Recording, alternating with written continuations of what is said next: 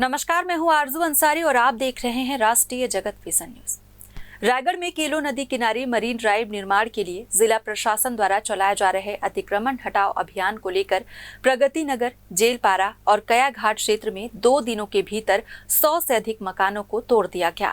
प्रभावित परिवारों को मां विहार कॉलोनी में IHSDP योजना के अंतर्गत बने आवासों में भेजा गया है।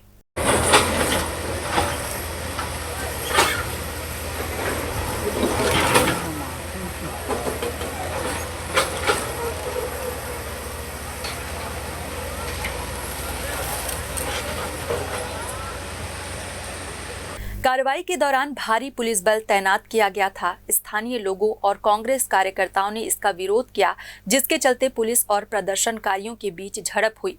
विरोध कर रहे कुछ लोगों को पुलिस ने गिरफ्तार भी किया। प्रशासनिक कार्रवाई के विरोध में प्रदेश कांग्रेस कमेटी ने एक जांच टीम गठित की थी। बुधवार को प्रदेश कांग्रेस अध्यक्ष दीपक बैज खुद टीम के साथ तोड़े गए इलाकों में पहुंचे। उन्होंने प्रभावित परिवारों से मुलाकात की और उनकी परेशानियों को सुना। लाइन भी नहीं था।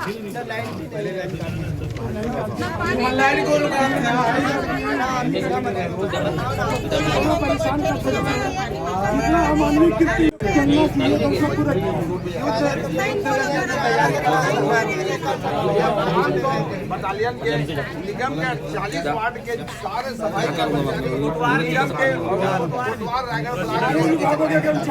युद्ध लड़ रहे टाइप का तैयारी और मार्च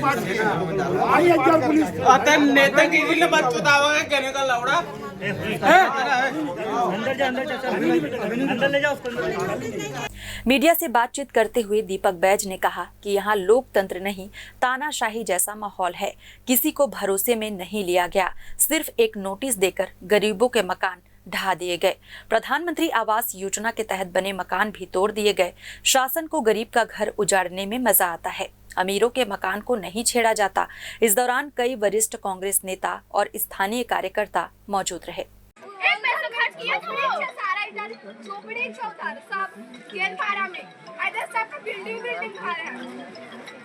हम लोग को बोल रहे हैं कि जिनके घर में ज्यादा लोग हैं उनको 2-2, 3-3 घर दे रहे हैं। और दूसरा घर अगर चाहिए जमा करो तब जाके मिलेगा। क्यों देंगे तुम हमारा घर तोड़ो? घर तोड़ने का पैसा हमसे लोगे, घर देने का भी पैसा तुम हमसे लोगे। इतना छूटिए हम लोग पैसे देते फिरेंगे। फिलहाल इस खबर में बस इतना ही। देश प्रदेश की खबरों से अपडेटेड रहने के लिए हमारे चैनल को सब्सक्राइब करें और नए खबरों के नोटिफिकेशन के लिए बेल आइकन जरूर दबाएं। नमस्कार।